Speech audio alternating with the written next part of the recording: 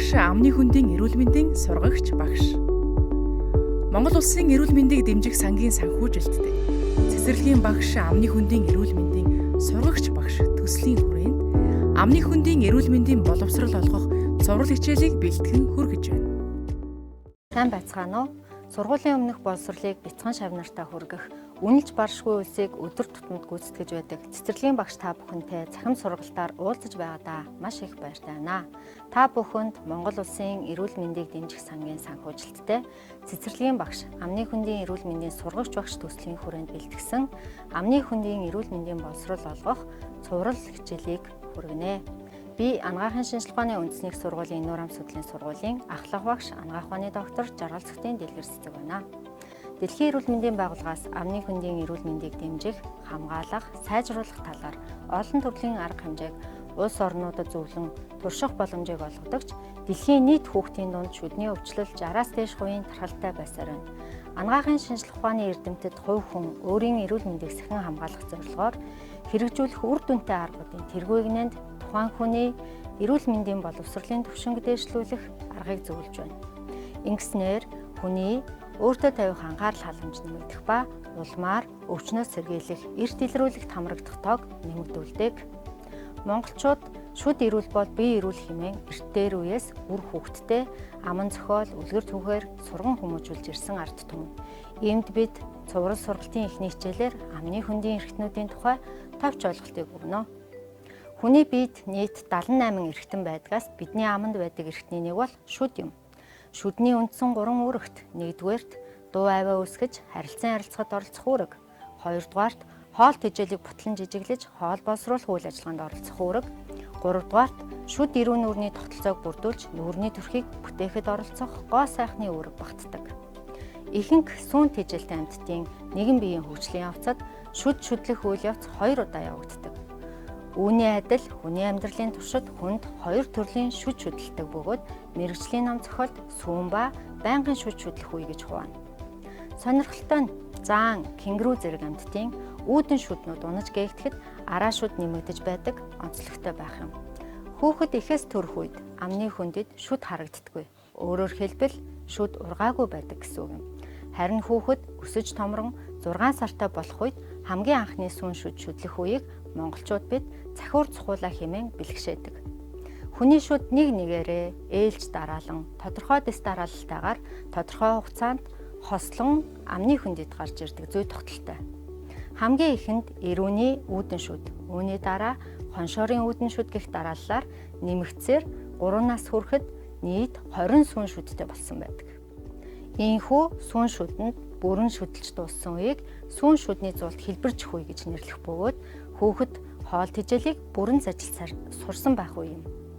Хүүхдийн биеийн өндөр жин тогтмол хугацаанд нэмэгдэх нь хүүхдийн эрүүл бодис бүг илэрхийлдэг гол үзүүлэлт юм. Үүнтэй адил хүүхдийн эрүү хоншорын яс хэмжээгээр томорч өсөх ёстой. Эрүүний ясны өсөлтийг дэмжих гол хүчин зүйлийн нэг бол хоол хүнсийг сайтар зажилах явдал юм. Хүүхэд 4-5 нас хүрэх үед эрүү хоншорын ясны өсөлт хөгжилтэй холбоотой шүднүүдийн хооронд зай үүсч эхэлдэг. Хүүхдийн амны хүндийн бусад эрхтнүүд болох уруул, хацар, хил, тагнаа зэрэг нь эрүү хоншорын ясны хөгжилтэй нэгэн зэрэг хэмжээний хувьд тэлж томорно. Харин шүд бол амны хүндийд анх гарч ирэхдээ ямар хэмжээтэй байсан тэр хэмжээгээ өөрчилдөггүй онцлогтой эрхт юм а. Хүүхдийн аманд сүүн үүдэн шүд ойролцоогоор 5 жил, араа шүд 9 жил болоод дараагийн байнгын шүдээр солигддог. Үүнийг монгол хүний дундаж наслалтай харьцуулахад богино хугацаа мэт боловч хүн байглаас заяасан өөрийн шүдийг насан туршдаа ашиглан хооллож эрүүлийн амьдрахад маш чухал үүргийг гүйцэтгэдэг тул сүүн шүдийг эрүүл бүтэн байлгахыг хичээх хугацаа гэж ойлгож болно. Хүний хамгийн анхны байнгын шүд сүүн шүднүүдийн ард шүдэлж гардаг тул аав ээж нар мэдхгүй өнгөрөх нь их байдаг. Ихэнх тохиолдолд хамгийн ихний байнгын шүд 6 настай шүдэлдэг тул 6 насны араа гэж ч нэрлэх нь бий. Хүүхдийн сүүн үүдэн шүд унахад тухайн шүдний байранд дараагийн байнгын шүд солигдон гарч ирнэ. Сүүн шүдний амны хүндийг шүдэлж гарч ирдэг зүй тогтолтой адилхан солигдох үйл явц нь мөн нэг нэгээрээ ээлжлэн тодорхой дарааллаар тодорхой хугацаанд хослон явагддаг. Байнгын шүд хэмжээний хувьд сүүн шүднээс том, өргөн, өндөр байдаг. Сүүн шүд байнгын шүдээр солигдох үйл явц хүүхдийн 6-аас 12 наснд явагддаг ба үүнийг холимог зуултын үе гэж нэрлэдэг. Учир нь хүүхдийн аманд сүүн болон байнгын шүд холилдож оршдог үе юм. Та бүхэн үзүүлэн дэх зургийг хараарай. Цэнхэр өнгөөр сүүн шүд, шаргал өнгөөр байнгын шүдийг дүрсэлсэн байгаа. Сүүн шүдний араас ургахад бэлтгэгдэж байгаа байнгын шүд эрүүний ясны дотор өсөлт хөгжлийн өөр үедээ байгаа нь харагдаж байна. Хүүхэд 12 нас хүрэхэд бүх сүүн шүд солигдож дуусан, амны хүндэд байнгын шүд нь бүрэн шүдэлж дуусах. Энэ үеийг байнгын шүдний зуултын үе гэж нэрлэдэг ба нийт 28 шүдтэй болсон байх ёстой. Байнгын шүднүүд тэгшхэн, жигэж шүдлэх нь хүүхдийн нүүрний төрөх, өв тэгш, гоо сайхан, хөөрхөн болоход нь чухал үүргийг гүйцэтгэдэг. Хүний шүдний аманд ил харагдах хэсгийг цөгц гэх ба буйлаар бүрхэгдэн эрүүний ясанд сууж байгаа хэсгийг сурвалж гэдэг. Хүний шүдний цөгц хэсгийг бүрхэн байрлаж буй цагаан шаргал өнгөтэй гялалтсан хатуу эдийг шүдний палан гэнэ. Энэ нь хүний шүдийг халуун хүйтэн хатуу ширүүн бүхнээс хамгаалах үүргийг гүйцэтгэдэг. Бидний өдөр тутмын амьдралд тохиолддог жимс жимсгэн, хүнсний ногооны хальсны үүрэг шүдний палантай адилхан гэсэн үг юм. Хүүхдэд амны хөндийн эрүүл мэндийн боловсролыг олгоход ашиглах жишээ үзүүлэнд аль болох тэдний мэддэг бүтээгдэхүүнийг дүүцүүлэн тайлбарлаарай. Шүдийг зурагт харуулсан жимс төмсийг хуваасантай адилхан таллаж хуваасан зураг энд харагдаж байна. Шүдэнд палан, туулмай, ясчмагд зөөлцгсөн үндсэн 4 эд байдаг. Хатуулгаар нь жагсаавал палан, ясчмагд, туулмай зөөлцгсөн дараалал үүснэ.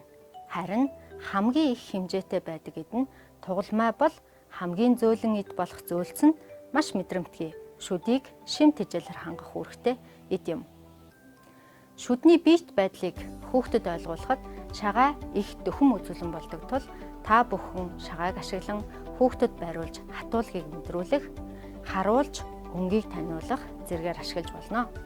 Хүүхдийн шүд амны хүндийд өдөр бүр хоолсны дараа болгон тогтмол цэвэрлэгээ их шаардлагатай. Ингэхдээ шүд нэг бүрийг тал бүрээс нь бүрэн цэвэрлэх нь чухал байдаг тул шүдний гадаргуугийн ялгаатай байдлыг шагааны гадаргуугийн хотгор гүдгэрээр төлөөлүүлэн тайлбарлаж болно.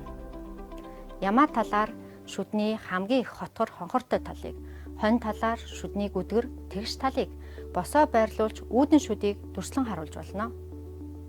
Шүдийг цэвэрлсэний дараа хөлийг тогтмол цэвэрлэх хэрэгтэй. Хүний хөл бол шүдтэй харьцуулахад маш зөөлөн, ясны бүтцгүй, дам булчингаас тогтдог эрхтэн бөгөөд улаан ягаан өнгөтэй, барихад бамбалцсан жижиг үслэг мэт гадаргуутай байдаг. Иймд шүд угаадаг шүдний сойзоор хөлийг цэвэрлэх боломжгүй. Харин илүү зөөлөн материалаар хийгдсэн хэрэглэгдэхүүн ашиглах ёстой. Хүүхдийн амны үндийн эрүүл мэндийг хамгаалж сахихад хамгийн ихэнд таниулах эрхтэнд шүд болон хөл орно. Анхаарал хандуулсанд баярлалаа.